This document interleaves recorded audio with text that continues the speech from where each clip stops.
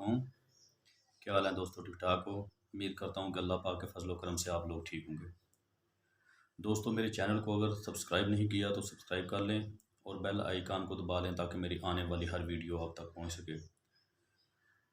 دوستو آج کی ویڈیو بنانے کا مقصد ایسی ایک ویڈیو آپ کے ساتھ شیئر کروں گا۔ میری یہ ویڈیو شروع سے آخر تک غور سے سن لینا، دیکھ لینا، بہت کچھ سیکھنے کو ملے گا اور کامیابی کی بہت بڑی ایک ٹپ ہوگی اس میں۔ ایک ٹیچر کو میں ملا ہوں، بیٹھے تھے، اس کے ساتھ ڈسکس ہو رہی تھی۔ وہ کہہ رہے تھے کہ یار با ادب بندہ کامیاب کیوں ہوتا ہے اور ہر کامیاب بندہ جو ہوتا ہے وہ با ادبی کیوں ہوتا ہے۔ تو چونکہ اس سے پہلے بھی میں ایک ویڈیو تھوڑے کوئی ٹپس دے چکا ہوں ادب کے اوپر، تو وہ ٹیچر صاحب مجھے نا اپنی آپ بیتی سنا رہے تھے۔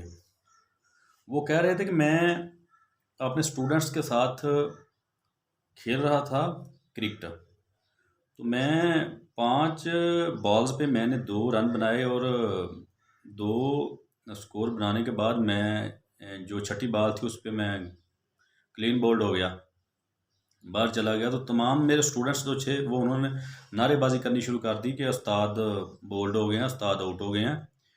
تو میں نے کلاس میں آ کر اگلے دن ان سے پوچھا کہ میں کرکٹر کیسا ہوں؟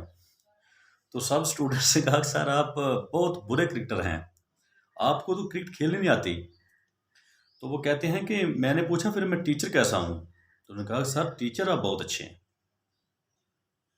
تو وہ کہتے ہیں کہ میں نے اپنے اسٹوڈنٹس کو وہ ایک اپنی آپ بیتی سنائی، وہ کہ میں کامیاب ٹیچر کیسے بناؤں، کہ ایک میں کرکٹر اچھا نہیں ہوں تو پھر میں ایک اچھا ٹیچر کیسے ہو سکتا ہوں، تو کیسے ہوں میں اچھا ٹیچر۔ تو وہ کہتے ہیں کہ میں نے ان کو اپنی بات سنائی۔ وہ کہتے ہیں کہ میں جب اسٹوڈنٹ تھا تو میں اپنے استاد کے ہاں ایک پارٹی تھی، تو میں ان کی معاونت کر رہا تھا ان کے سامان لگانے وغیرہ میں۔ تو میں نا فریج سے برف لے کے آیا، تو میں بیٹھا ہوا نا، استاد میرے پاس تھے میرے، تو وہ باہر چلے گئے۔ تو میں نے ایسے کیا کہ وہ جوانی کا جوش تھا اس وقت، گرم تھا خون، تو میں نے اپنے نا ہاتھوں سے اس کو ہٹ کیا اور برف کو میں نے توڑ دیا۔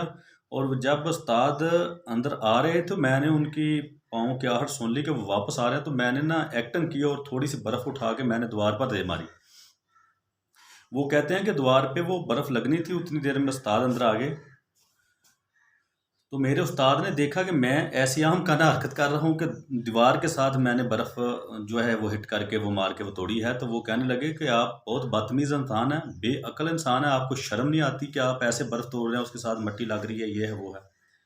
کہتے ہیں کہ میں نے وہ باتیں بڑی خاموشی سے سن لی، اور استاد نے متعدد بار وہ باتیں کلاس میں اسٹوڈنٹس میں میرے متعلق کی کہ دیکھیں یہ زاہد کیسا لڑکا ہے، یہ اس کو اتنی عقل نہیں ہے کہ برف کیسے توڑی جاتی ہے۔ بات بات پہ مجھے کہنا کہ برف کیسے توڑی جاتی ہے، برف کیسے توڑی جاتی ہے، بار بار پہ مجھے مائنڈلی ٹارچر کرنا۔ تو میں سوچ رہا تھا کہ کہتا ہے کہ میں نے ان کی بات کو برا نہیں محسوس کیا۔ وہ کہتے ہیں مجھے کہتے ہیں کہ اصغر بھائی میں نے پتہ ہے کیوں برف دیوار پر مار کے توڑی تھی، کیونکہ میں ہاتھوں سے برف تو توڑ چکا تھا، لیکن میرے استاد جب اندر آ رہے تھے اگر انہیں پتہ چل جاتا کہ میں نے ہاتھوں سے برف توڑی ہے تو ان کے اوپر ایک بہت بڑا دکھ کا انبار کھڑا ہو جانا تھا۔ میں نے پوچھا وہ کیوں، وہ برف تو آپ نے توڑ لینی تھی۔ انہوں نے کہا کہ ان کا ایک ہاتھ نہیں تھا۔ کہتا ہے میرے استاد ایک ہاتھ سے اپاہج تھے، اگر ان کو پتہ چلتا کہ اس نے ہاتھوں سے برف توڑی ہے تو اس کے ذہن میں یہ بات آتی کہ میرا تو ہاتھ نہیں ہے، تو ایک ان کے اندر ایک حسرت پیدا ہوتی ہے، ایک ان کے اندر ایک یہ چیز پیدا ہو جاتی۔ تو میرے لیے کہتی ہیں کہ وہ جو مجھے بار بار ٹارچر کرتے تھے نا، میرے لیے یہ بہت چھوٹی بات تھی اس بات کے مقابلے میں کہ اگر میری برف ہاتھوں سے توڑی ہوئی کو ان کو پتہ چل جاتا اور ان کا ایک ہاتھ نہیں تھا تو وہ سوچتے کہ آج میرے بھی ہاتھ ہوتے تو میں بھی ہاتھ سے ایسے برف توڑ لیتا۔ تو کہتے ہیں کہ میری ڈیلی جو وہ روزانہ میری کلاس میں بےعزتی کرتے تھے، مجھے اسٹوڈنٹس کے سامنے شرمندہ کرتے تھے، کہتے ہیں یہ اس بات کے مقابلے میں بہت چھوٹی بات تھی کہ مجھے اتنی خوشی ہوتی تھی کہ چلیں یار ٹھیک ہے استاد خوش ہو رہے ہیں، میں نے تو اپنی بات پہ اس بات پہ ان کی بات پہ پردہ ڈالا تھا۔ وہ کہتے ہیں پھر بس میں نے یہ دیکھا ہے کہ میں نے اس بات کو اپنے اندر ڈال لیا کہ میں نے اپنے استاد کو یہ بات بتانی نہیں۔ وہ کہتے ہیں کہ اصغر بھائی آج بھی میرے ان ٹیچر کو پتہ نہیں ہے کہ میں نے اس دن برف کیسے توڑی تھی۔ آج وہ ضعیف العمر ہیں، کہتے ہیں کہ میں ان کی عیادت کے لیے بھی جاتا ہوں تو وہ مجھے ملتے ہیں، بہت خوش ہوتے ہیں اور مجھے دست شفقت میرے سر پر رکھتے کہتے ہیں بیٹا زاہد آپ نے بہت زیادہ ترقی کی ہے، میری دعائیں آپ کے ساتھ ہیں۔ تو کہتے ہیں کہ میں اتنا خوش ہوتا ہوں کہ یار دیکھیں وہ یہ باتیں، یہ چھوٹی چھوٹی باتیں ان کو دل پہ نہ لگایا کریں۔ ایکچولی دیکھیں وہ زاہد صاحب نے ایک بہت بڑا کام کر دیا، انہوں نے اپنی انسلٹ محسوس نہیں کی، لیکن ان کی خوشی کی خاطر اپنی انسلٹ محسوس نہیں کی۔ روزانہ وہ کلاسز میں استاد ان کی انسلٹ کرتے تھے اسٹوڈنٹس کے سامنے، لیکن انہوں نے اس بات کو محسوس نہیں کیا، بلکہ انہوں نے استاد کی خوشی کے لیے ان کو دکھ نہیں دیا۔ ادب کا یہ مقام ہوتا ہے، اس کے بعد ہیرے بنتے ہیں، ٹھیک ہے؟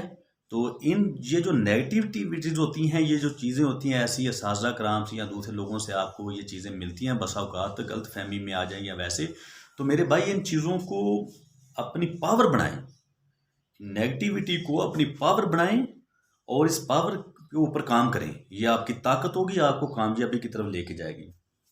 ایک بات اور آپ سے شیئر کرتا ہوں کہ خلیفہ ہارون الرشید جو ہے نا، کہ ان کے بیٹے جو ہیں وہ اپنے استاد کے پاؤں دھلا رہے تھے اور انہوں نے کوئی برتن وغیرہ پکڑا ہوا تھا، اس میں پانی تھا، تو ان کا استاد جو ہے نا وہ پاؤں دھو رہے تھے اپنے ہاتھوں سے مل مل کے، اور وہ شاگرد تھا ان کا چونکہ ہارون الرشید کا بیٹا، تو وہ اس کے اوپر پاؤں کے اوپر استاد کے اوپر پانی ڈال رہا تھا۔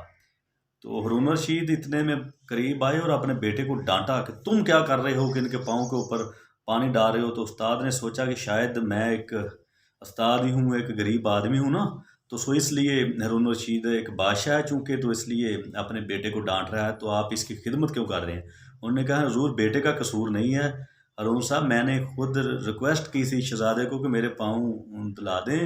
تو ہارون الرشید نے بہت بڑا جملہ بولا تھا، آنکھیں کھل جاتی ہیں۔ انہوں نے کہا تھا کہ آپ مجھے حضور نہ بولیں، آپ قوم کے مار ہیں، میری قوم آپ سے بنے گی، میں تو اس کو اس لیے ڈانٹ رہا ہوں کہ آپ ایک ہاتھ سے پانی ڈال رہے ہیں، آپ کا دوسرا ہاتھ فری ہے، دوسرے ہاتھ سے آپ نے اپنے استاد کے پاؤں کو مسئلہ کیوں نہیں ہے؟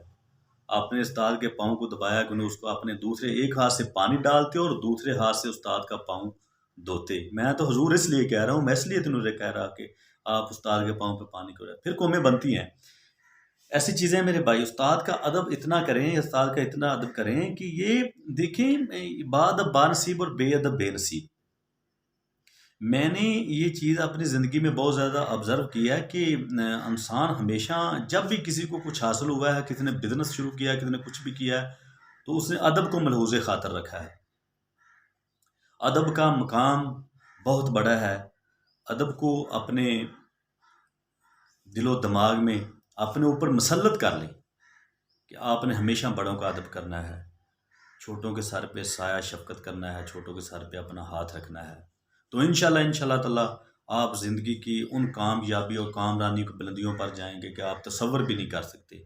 تو ہمیشہ اپنے اساتذہ کرام کا، اسٹوڈنٹس بھائیوں کے لیے ہے کہ اپنے اساتذہ کرام کا ہمیشہ ادب کریں، ان کا احترام کریں۔ تو آپ انشاءاللہ تعالیٰ، میری دعائیں ہیں کہ اللہ پاک ہم سب کو کامیابی اور کامرانیاں عطا کرے۔ آپ کا بھائی اصغر علی وریا۔